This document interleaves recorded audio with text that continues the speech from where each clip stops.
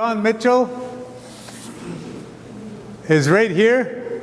It says John Mitchell, and you see that lion, and then it says Marianne, daughter of John Mitchell, and you see that lion again. So again, remember I was telling you that some people have had come up to me before and they said, I'm taking my mother's clan because I'm a girl, or I'm a lady or a woman, and that my brother takes the father's clan. But that isn't how it worked. You took your father's clan whether you were a boy or a girl. So the same thing, Wendy Beast and son. What's interesting here, you see that his foreleg is going down. So I think they're doing that to try and show that it's either a caribou as opposed to a four-legged like a fox or whatever, eh? So his leg is going down. And then the same thing here, here's Wendy Beast and his son. But when I showed this to Gord Wendebents, he said the same thing that many of us could say here. He says, that's not even our real name. That's not even our real name, what he said of this, eh? And then the same thing with, I was listening to a videotape of Jim Panamick here, and I heard that Elizabeth Panamick said the same thing, that they're not really Panamicks, that they were really Madabis. That's what Jim and Elizabeth had said. So you have all these names, and people, like I was showing you, they were known by two names.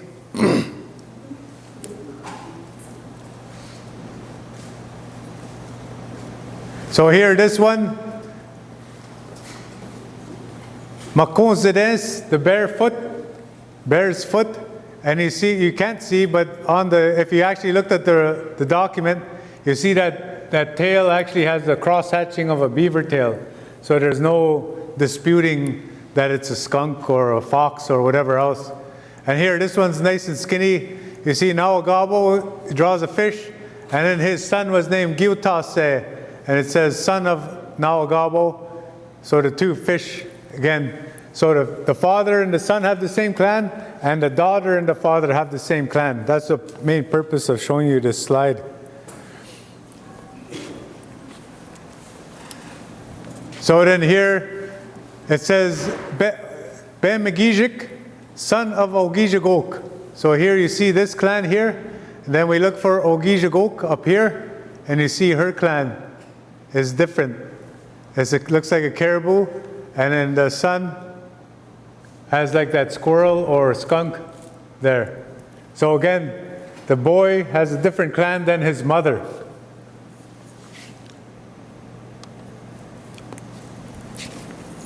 So the other thing they would emphasize here, see Tekama, and he has that beard or the bell on the moose, eh? So that's what he's really emphasizing there on the moose clan, Tekama. And then here, Meshkunige, it just looks like a blown up dirigible, but it's actually a beaver. And then here, Bibamse, again, a fish. So here we can't tell what kind of fish it is, just the way it's drawn. But I'll show you later what we do when we check this out. Here's John Mitchell, and then here Waawaaskingaa with that bird flying upside down. And then here's Benjamin de Siganok, Jean-Baptiste's son, and you see again that Pipi Gwen. And then here John Nawagijik, and they draw that bell again, so that's how I know it's a moose rather than caribou. And then here Chibaptiste, and then he draws that Wasi, that brown bullhead, that catfish. Isaac Siganok, Isaac and Benjamin are brothers. And then here, these three are related. Nawagabo, Ogima Benes, Gijago Benes. I don't know if they're three brothers. One might be an uncle. So here again, this is a painting Shawanaswe. Shawanaswe means he's facing the south. And then here, Bebamse puts his clan there. So Bebamse is a descendant, and all the documentation I've looked at, these different petitions they have and that, I still can't figure out, because they write things like, he was our father and grandfather, and then it's signed by 10 people, so I'm like, well, which one's which here? And So, and then Nawagabo writes a letter and he says, when Shawanaswa set aside this land, him and his nephew came here. So I'm like, well, which one's the nephew and which one's the... So there's a lot of different questions I have here still. But here, Bebamse and Nawagabo, these two end up, Bebamse dies and then Nawagabo becomes the chief. But you see, it's a long fish and they call this the dorsal fin. So you see that dorsal fin is way at the end and it's not in the middle. If you do fishing, you know a pickerel has the dorsal fin right kind of in the middle, as does a whitefish. But a pike, their dorsal fin is way at the back, at the end.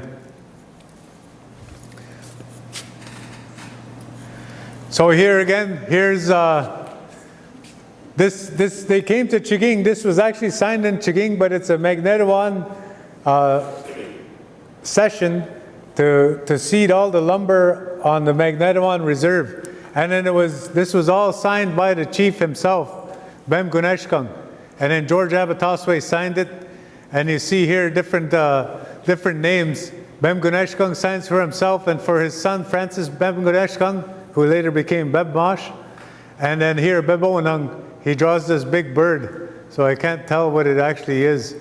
And then Kinu, or Kinis, the war eagle, little war eagle. And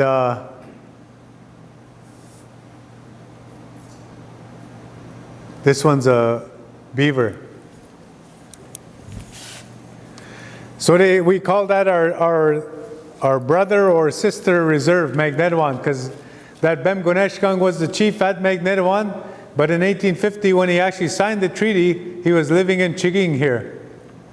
And then he lived and died here in Chiging, and then some of his people went back and lived at Magnetawan, but they were all related here. So here's Pegamagabo, and he is a Caribou, and then Majakwat as well. And these guys are an Menominee. I don't know what that is there. So you see all these other ones. But this one, I didn't scan it. This is in 1910, the reserves, First Nations on the Highway 69 corridor signed a petition, and the chief was Henry K. Abitong, and he drew his totem, and they actually wrote beside it, Pike, so we know what they were going for, even if they were poorly drawn too. Then Councillor Wesley Jacobs had the clan of Beaver, and then Pamajuan, and they put reindeer, and they spelt it like, instead of R-E-I-N, they actually put R-A-I-N. And then here, Waawaaskingaa, Muskie, and then Frank Gagwech, reindeer, and then Joseph Patatagoose, a reindeer, and then Gaga Geese, a reindeer, Peter Naganosh, reindeer, and Councillor Antoine Nawakamakagabo, reindeer.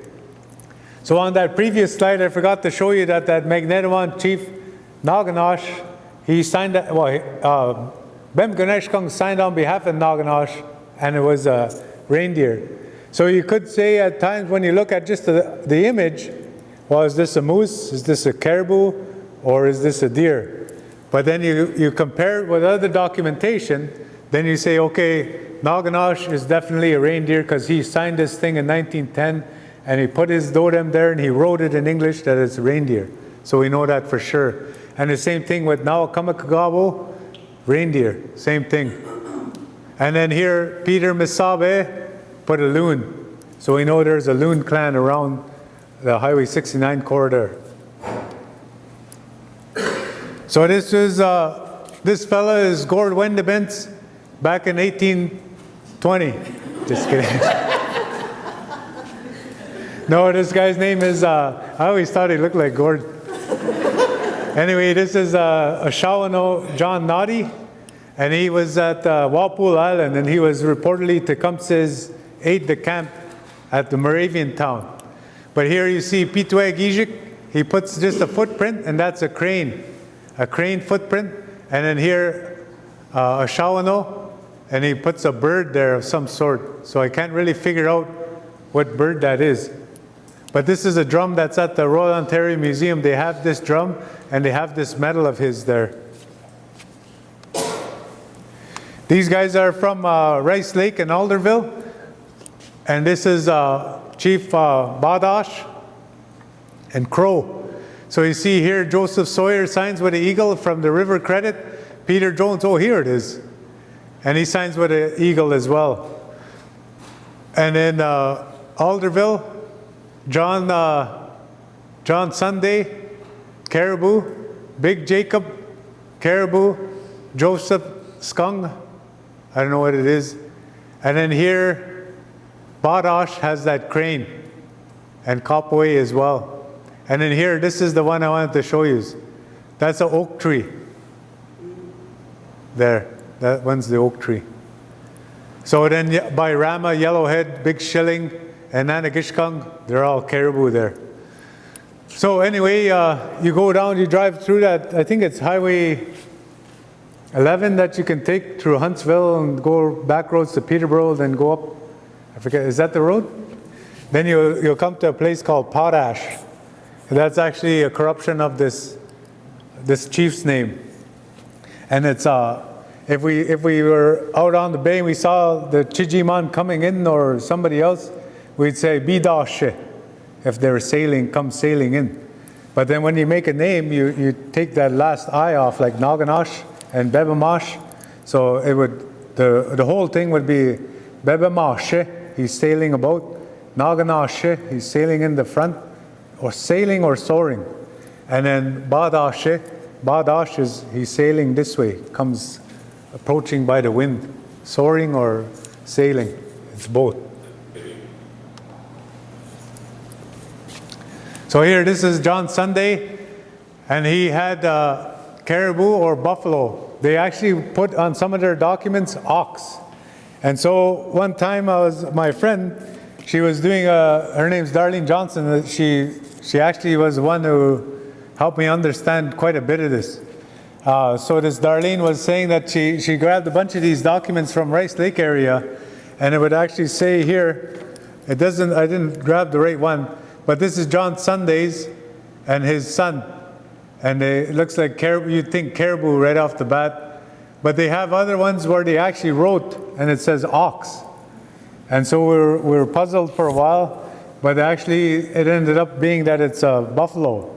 And then you see how far back these clans actually go.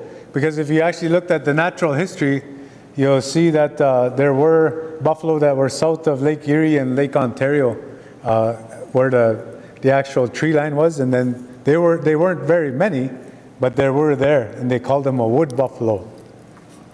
So that's how far back this goes. So the same thing, my friend there, Darlene Johnson, she was telling me that she was giving testimony at the Ipperwash inquiry, and she showed all these caribou footprints to the people at Kettle Point. And then one lady came up to her afterward and she says, "We don't got no damn caribou around here, what are you talking about?" Well, she didn't say it that mean, but she said, "We don't got caribou around here, why would that be a clan here?" But that's how ancient this is, when the actual ice was further down, and the ecology. So you got to match this with the ecology as well to see how far these the natural indigenous species were and where they were at the time. And then when we say, Anishinaabe people say, this goes right back to the time of creation, as far back as we can remember. So that's why they say that one, he has a buffalo clan, even though he's in Alderville. Well, there would be no buffalo at all. So, and then these people are from the River Thames as well, just to show you how dispersed these moose are and that as well. But here, this is the one. So here's the treaty, the excerpt from the treaty. And then we have that, when I was telling you that some people thought that Debaske, that it was the light of the sun, and that could be an interpretation of the name, the light of the sun, as far as the light goes. But what Johnny told me is there's repeated strikes of lightning, that there's no shadow. So to me, like I was saying, Debse, Debshkene, and then Debaske, filled with light. That's how I would interpret it. But of course I've been wrong before. Anyway, this one, Shabandash, reindeer. And you see, he draws that hump back. But then here, Nimbag Gossam, he put almost like snowshoes on those caribou because their hoof prints, their hoof spreads right out so that they can walk on top of the snow. So that's what he's really emphasizing there, that it's a reindeer. So here, remember I told you that Odaawaa was Deboske's grandfather, and this was handed down to Louis Debosque, but he thought at that time, he heard the story so many times that he thought Odaawaa and Nibalcom were the same person. But the research that I did, I found out that Odaawaa was the father of Nibalcom, and then Nibalcom was the father of Debosque. And then so he's just using shorthand here. And here, this was, for a long time, people were puzzled. They called this Antler Clan, but they didn't know that it was actually the footprint. So you see here, Debosque signs here, but then up here, it isn't the sun. Because you see, then he has that terminal part, and then the dew claws on the caribou, and the split hoof, and then the Shag. So this is where I think, but I haven't been able to prove this for myself. My grandfather's name, my mom's maiden name was Shag, and that's what I think this is who he was named after, Shag. And this guy moved to Chiging, and then some of them moved to Obijuang, that reserve, and then, but they ended up saying as a crayfish as the clan.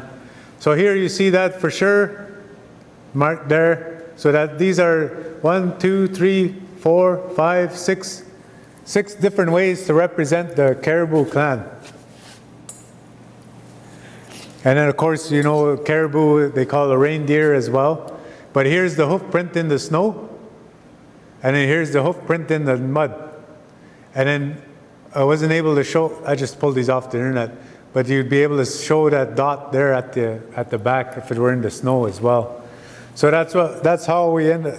Darlene was the one, I think, who figured that out. Darlene Johnson. So here, and this is the one she said that cemented it. Because here's Odaawaa's signature in 1781, Michilimakinaw's signature, and he just goes for the regular antlered caribou. But then here it says Odaawaa Chippewa Chief. And it's expressly, he uses the footprint, the hoof print. And we used to just think this was killer giraffe. But here you see all along there. Same guy, but just the pen got away on him. And then here, this one says in Ojibwe, Nin Nitam Wegimawea, Jabugijik, Ninda Jibian, Nindijnakazwin, Minwa Dash Gukana, and Dachia, Gawabindan, Nindo Demenan. So he says, me, I am the first chief here, Shabugijik, and I write down our names and all our number here for you to see our clan. So here he puts their clan down here. There's some kind of fish. But this is the really interesting and curious thing, is he cut this out of a different paper, and it says Todem Jabugijik, and he pasted it on that petition. And then others have put in the ribs of that for whatever reason that I don't know. So here, Assants, then people from Beausoleil were Assants, and then they named themselves, they moved here to Chiging, and then they were called Armstrong or Emstanang. But you see here, this is their great-grandfather here, Armstrong, here in Chiging, Assants, and they have otter, and again Assants. And this fellow, this is like a bird's eye view. You see the 4 legs. We know that this fellow's is otter because in a different document they actually wrote otter. And then here Nagik, and this so happens again, remember I was showing you that Makongos and the Makwa, and here Nagik, he happens to have the totem of Nagik as well. But here, this is that Shegwenda petition again, and you see here they actually put Martin, and they actually drew ears. And they wrote Martin, and here, otter, no ears. So that's the thing. When they're trying to show a difference between a 4-legged with a long tail, if he has ears, then you know it's Wabjesh, a martin. And if no ears, then you know it's a otter. So here, they emphasize those ears of the Wabjesh. And here, you see he has hardly any ears, that Nagik. So here's the jijok, and this is what I was saying. I think this is actually a loon, but here jijok, and again a jijok. This guy here, where is he? Oh, here. Bonnies, he uses this, the footprint, and then here, this time he uses the whole bird. Same thing here.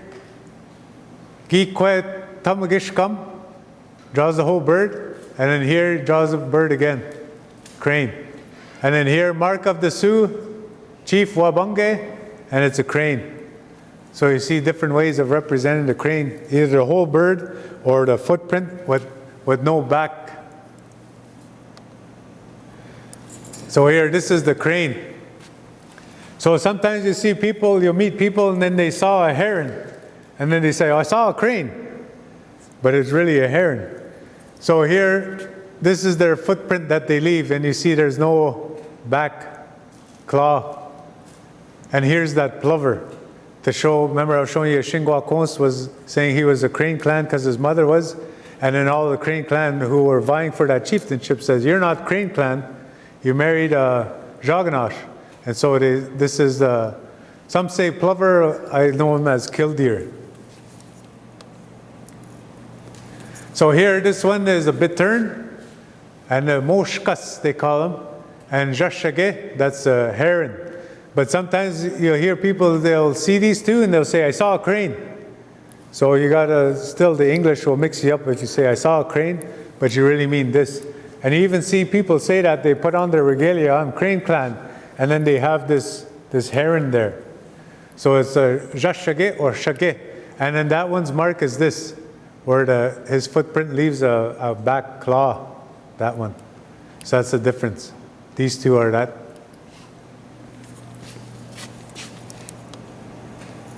And then Megaze, Benese. Megaze is an eagle, bald-headed eagle, and then the Kinu is the war eagle, or the golden eagle. But you see, side profile, they really emphasize the talons and the beak. Again, here, they draw that hourglass body, they call it, and here the hourglass body again. But here, they draw those feathers, and to me, that usually represents the thunderbird. And so the same thing here, Edwe Gijik, but you see all the lightning coming out of his eyes. You can barely see the lightning coming out of his eyes, but you see all the sound being demonstrated off of his flight there. And then here, this is from that Shishigwaning one. Again, they emphasize the beak. And you see how he emphasized the beak and the claws, Migaze. But he's got all these ruffled feathers around him. And it's like they said, like when a king, you know, those King Henry, they got those big ruffled collars. That's what they're showing there. He's the royal bird. And then here, Migaze, again, that arc, and then the hourglass. But the reason they emphasize that hourglass, you see that on all these pouch bags, woven bags and stuff. So here, this is Pipi Gouin. This is that American kestrel that I was talking about. And in French, it's called Espervé. In Anishinaabe Mon, Pipi Guizens or Pipi Gouin. And here's that Gishkamantsi that I was talking about, the kingfisher. And Gishkamantego on the branch, or Gishkamantsi, Ginu, Megaze. So different birds. So here, this is that Wasi. The scale isn't correct. This is a lot smaller, but you see that flat tail. And then here, this is the Monomaque, channel catfish, and you see that split tail. So here, this is how they would show that split tail, channel catfish, Monomaque, and here, this is the Wasi, flat tail catfish. Same thing up here, flat tail, split tail. Nabane Gijik had Monomaque clan, and in this one, Kanoshmeg, Wasi, flat-tail bullhead clan.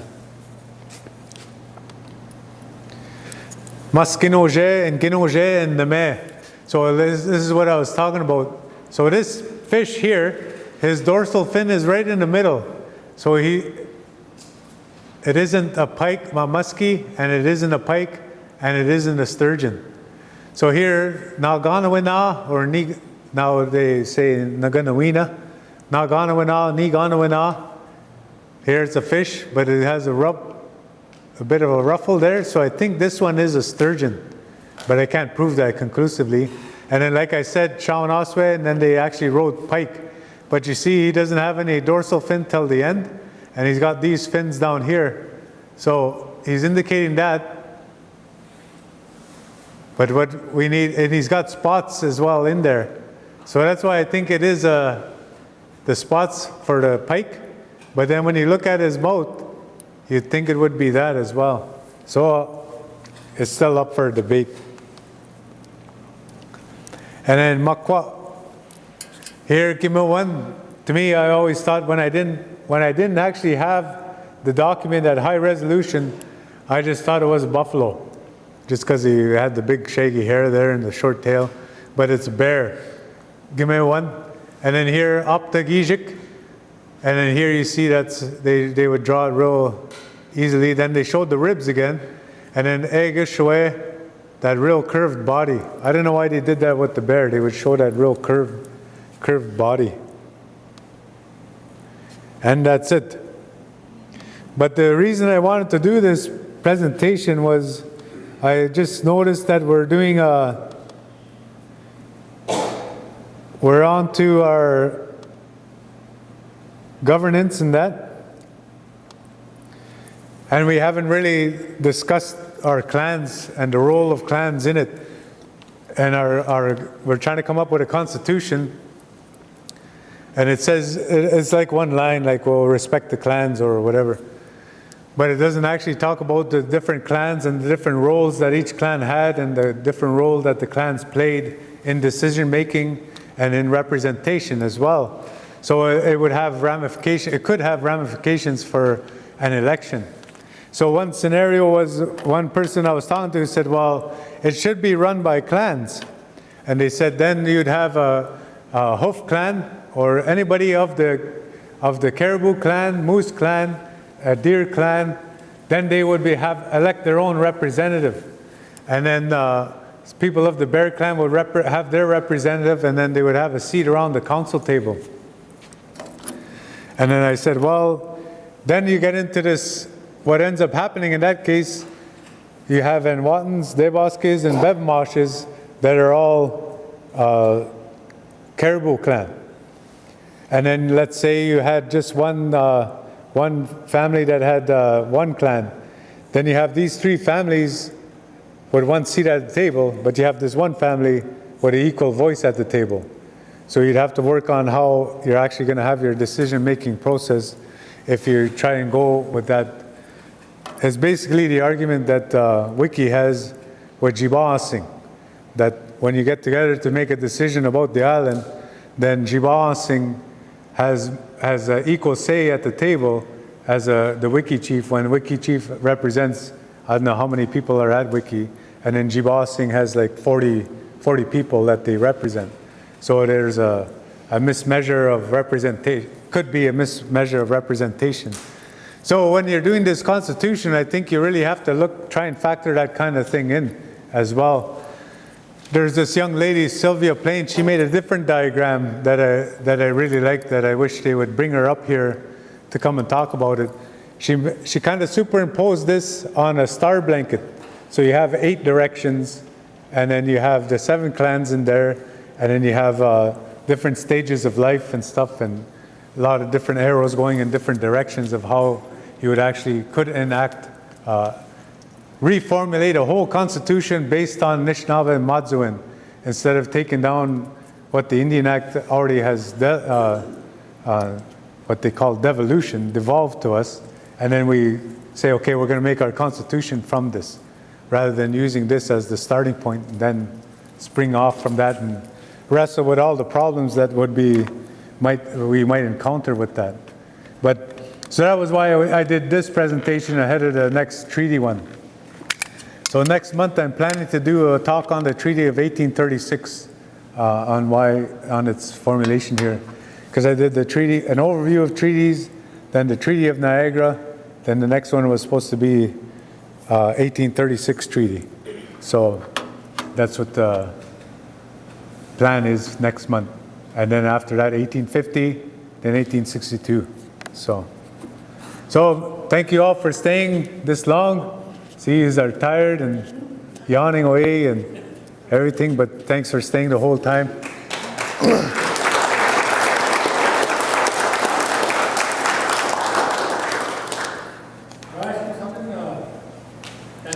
Number 7. Did you study theology like Bible? No. There's some significance of that. Yeah, and it goes more than the Bible though too, eh? Like so, but the Bible is the most famous because of the 7 sacraments, 7 deadly sins, and all this that goes on with that. But other places, you look at other religions, they have that 7 as well. But the Bible does have a lot of references to 7. 7th son of a 7th son and all this as well. Well, there's a song about 7 Spanish ink.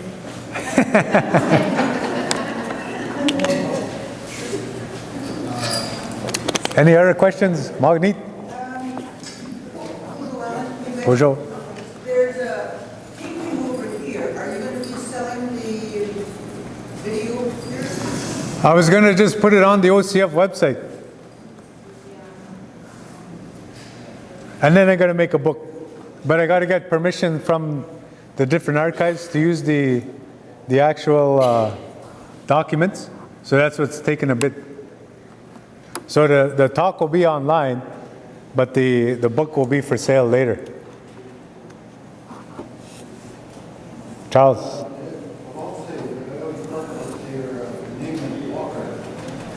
There's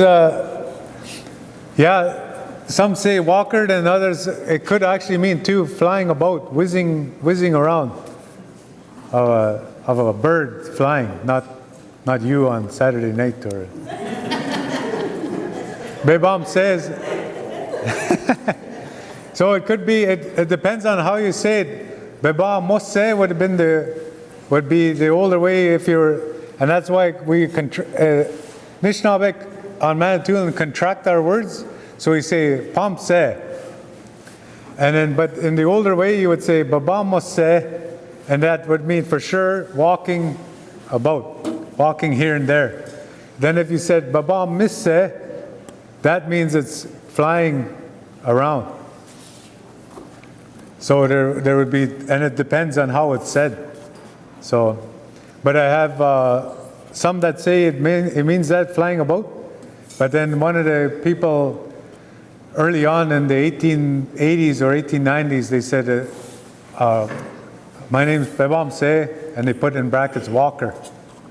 So I take it they knew it. What's that? Yeah. Pike or sturgeon. So.